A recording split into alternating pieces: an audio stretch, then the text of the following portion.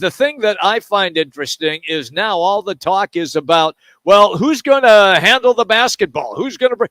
Don't worry. You have Booker and Beal. They can alternate bringing the ball up the court. They both have experience in doing it. You are not with the guys that you have right now. Hell, even Durant can bring the ball up the court. Bull, I've seen bring the ball up the court. That is not that major piece of the puzzle that the Suns will have to live with, because those guys are all good enough to take care of it. Yeah, and I understand what you're saying, Jimmy, but if you look at a lot of the teams on the majority, those that won the NBA championships over the years, except for last year, with the Joker bringing it up or Murray bringing it up. Exactly. You had guys, for the most part, though, Jim, you have a guy that sets the table. CP3 set the table. He did. He was a guy that could score. When he was in his prime, could score. The assists, kind of, setting those guys up.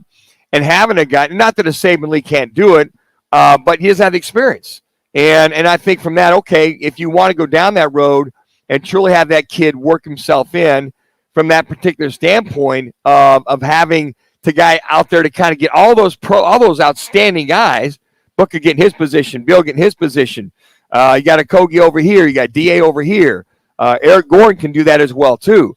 But I mean, that guy sets the table for everybody without having to put the ball in Book's hands or put the ball in Beal's hands. Not that they can't do it. I get it. Understand that. Okay. But if you free those guys up and run the offense, I think those are some of the things the Suns, not they don't have to, but I'd feel pretty good that if they did something like that, got that true experienced point guard that been there and done that, season, understands it, versus guys that have to come in and now replace a campaign and kind of feel their way around versus a veteran that knows how to get that done. I hope Campaign does well in San Antonio. He'll be a good fit on that team, coached by Greg Popovich.